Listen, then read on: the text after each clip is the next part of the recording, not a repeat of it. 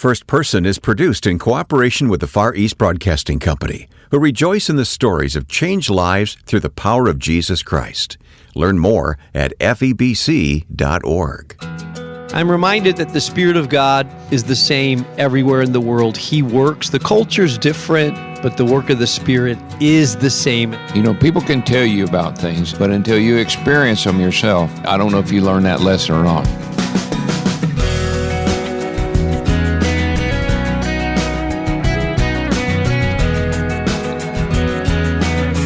Just two of the voices you'll hear on this year-end edition of First Person. Welcome, I'm Wayne Shepherd. Thanks for joining us for this, the last program of 2023, our 13th full year of production for First Person. We appreciate the many radio stations who continue to provide the airtime and, of course, the many listeners who tune in each week. We're found online at firstpersoninterview.com and on social media at facebook.com/firstpersoninterview. Please use our free smartphone app to download and listen to programs at your convenience. Look for the app First Person Interview in your app store and begin downloading interviews. Well, at the end of each year, we like to revisit a couple of highlights from past programs. We're going to listen to parts of two programs from 2023. Later, Dr. Mark Jobe and Ed Cannon join me as we wrapped up our trip to South Korea last June. But first, recorded at their home, here's NASCAR Hall of Famer, driver, and broadcaster Darrell Waltrip and his wife Stevie talking about their life and testimony. He was invited to speak at a Billy Graham event leading up to Billy Graham's day to, speak to people, to preach. And I said, so what are you going to talk about?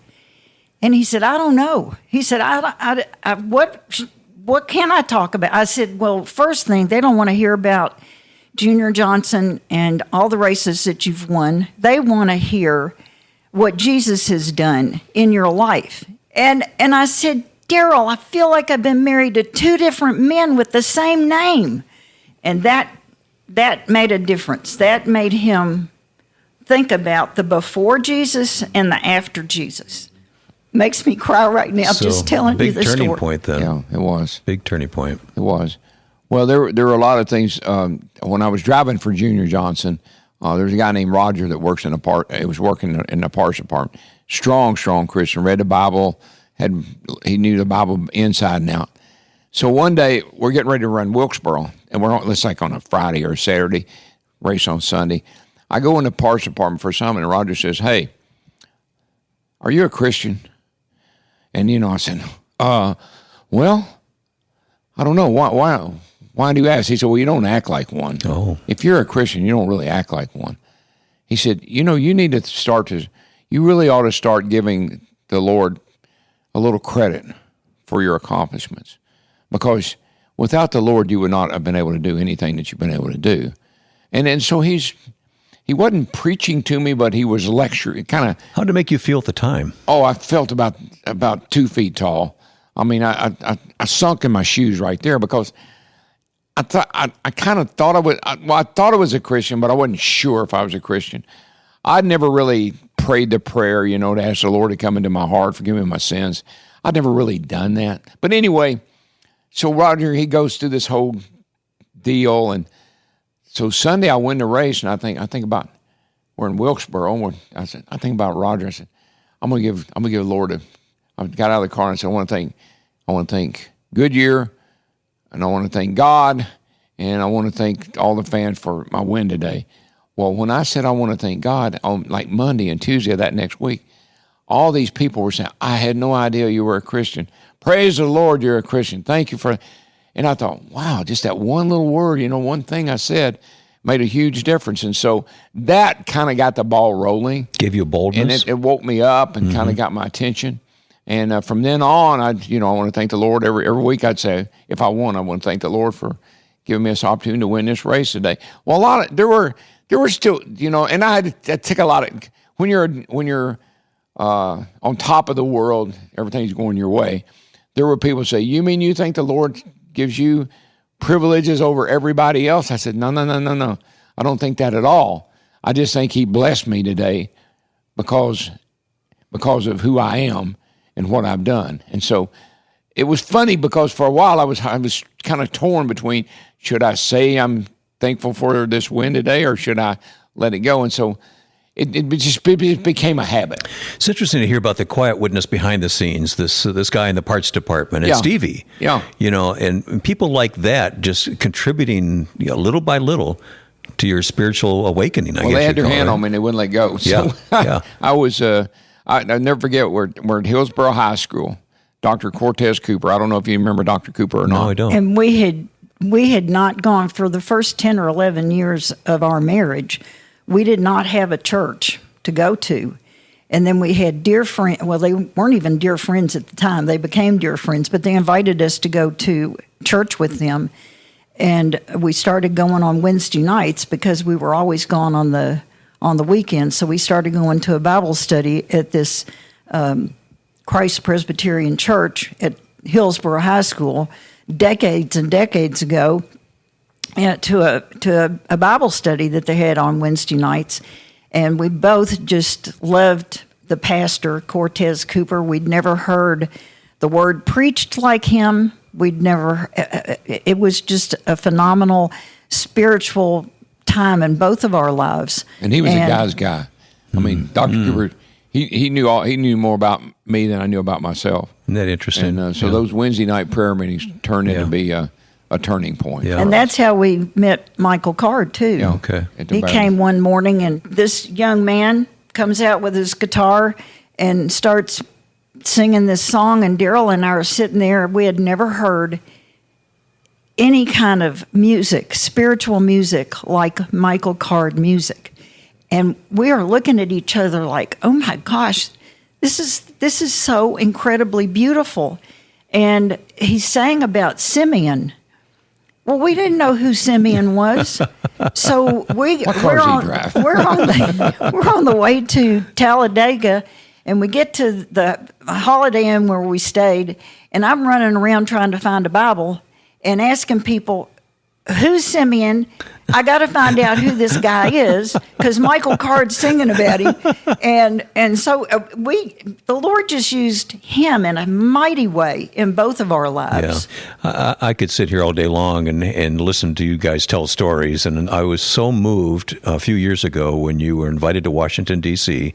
and spoke at the National Prayer Breakfast. Yeah. You were in front of world leaders, one of the largest platforms ever given to anybody, and there you are faithfully telling people they needed Jesus. Yeah. Well, my friend, the governor from South Carolina, had been the governor of South Carolina, called me and asked me would I like to go to the prayer breakfast.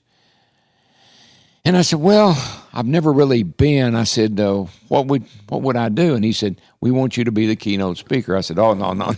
You got the wrong guy. I can't. I'm not qualified. I don't think I could do that. But anyway, he said, no, we've this group got together and we all decided we want you to be the keynote speaker. So I'll just think about it and then call me back and let me know. So I thought, I can't do that. I mean, you're right. The Dalai Lama was there. Right. He's sitting right in front of me. And the President of the United States. And the president sitting right beside the President of the United States. So it's a big deal, you know. But anyway, for 3 months, I'd write a speech or I'd write things down. I'd tell her, she said, no good. That ain't going to fly. No. How's that? No, that ain't going to go. Finally, after 3 months of process of elimination, I came up with a speech, a presentation, and she liked it. And so on Tuesday morning here at the house, every Tuesday morning we have a Bible study. About 100 men come every Tuesday morning to the house here for a Bible study. So it was on a Tuesday morning, and I said, I'm going to try it out on them. And if these guys are a bunch of older guys, I said, if they like it, I'll feel pretty good about it. So I went down and I did the presentation like I was going to do at the prayer breakfast. They loved it. They said, if you can do that, I think you'll be okay. That's quite a focus group you had there. Oh, it was. No kidding. Yeah. But anyway, so, and we got to Washington, and I get a little uptight when I have to talk before a crowd of people. I just had there was just a piece about it that I never had before. And I was prepared. I knew what I wanted to say. Now, knowing what you want to say and saying it is two totally different things, as you well know. But anyway, they came and got us that morning, and I slept good the night before. Came and got us that morning. We walked down, met the president and first lady. past the Dalai Lama in the hallway, and then we went up on stage, and it just all felt normal. It felt like I was at a driver's meeting or something like that. And so I got up, and a friend of ours who passed away recently, Stan Hardcastle, he's there. He'd come from Franklin to hear the speech, and he was at a table with these people, and he said, "Now listen." And Stan, you don't know Stan, but Stan said, "Now listen. When he gets up there, I want y'all to say, boogity, boogity, boogity, let's go racing, boys." And so they introduced me, and as soon as they introduced me, he has his table saying, boogity, boogity, boogity, and they don't even know what they're saying. They just said, "Oh, that's funny." But anyway, so that broke the ice. And put you at ease? I was at ease, and I just went right through it. Darrell and Stevie Waltrip, a first-person highlight from 2023. Coming up, we take you to South Korea. Hi, I'm Ed Cannon, and as you know, situations around the world are changing quickly. Stay current with FEBC's ministry and get a deeper understanding of people who need to find hope. Hear how you can feel the pulse of God's Spirit moving through the hearts of believers dedicated to reaching the lost. Be sure you join me for the podcast Until All Have Heard. Discover how the gospel is making a difference around the world. Search for Until All Have Heard on your favorite podcast platform, or hear it online at febc.org. Here's another first-person highlight from 2023. Last June, Ed Cannon of the Far East Broadcasting Company invited Dr. Mark Jobe of the Moody Bible Institute and me to accompany him to South Korea to attend the 50-year celebration of Dr. Billy Graham's landmark crusade. Towards the end of our time, we sat down to talk about the experience. Here's Mark. First time in South Korea, and actually for the listeners, we're in Korea right now as we're doing this interview. Yes. And it has been a great experience. I had always wanted to come to Korea, in part because what I've read of what God has done in this country. And when you come here, it's amazing to think that after World War II, there was very, very few Christians in this nation. And now the church is exploding. Some of the largest churches in the world are here. There's a fervency. There's morning prayer meetings. There's a missionary zeal here. And it's truly been a work of God in this country. Yeah, it's not my first time here at all, Mark. But to be honest, every time I come, I feel more and more encouraged at the depth of the belief and the commitment of the churches to making disciples of Jesus Christ in this Korean nation. There's no way that we can describe over the radio, Wayne, what we've seen in these categories. I was telling Mark just a few minutes ago, we didn't get the opportunity on this trip to do it, but many times I've attended early morning prayer meetings in churches where there'll be 5,000 people at 4:30 in the morning praying before they go to work at the day. And if nothing else, that level of discipline to make that commitment, to commit your day to prayer every day is just such a symbol of how important their faith is to the Korean church. Every time I travel like this, I go home fired up because I learn so much, and I'm inspired by what I see Christians around the world doing, and it encourages me, and it makes me want to work harder at what I do, Mark. Yeah, absolutely. Well, being in the stadium a couple days ago with 60,000 people celebrating the 50th year anniversary of the Billy Graham Crusade. Franklin Graham preached there, and one of my highlights was to see a 10,000 member choir, and it was a powerful thing to hear that choir singing and to be in that stadium. I leaned over to Ed's wife and I said, the next time I see a choir like this or hear a choir like this, I'll be in heaven. So, that's right. That's right. It sounded so good. And then obviously to hear Franklin Graham's message with an altar call at the end, which was important, and about over 6,000 people came to Christ. So it was a powerful experience. Yeah, I guess we should explain, Wayne, that event that Mark is talking about, the 50th anniversary of a crusade that Billy Graham did here in Seoul, Korea in 1973, where Billy Kim, the FEBC chairman now, was his translator. And the stories they tell about the number of people and the level of Christian revival that came across Korea after that event, it just, more and more and more stories.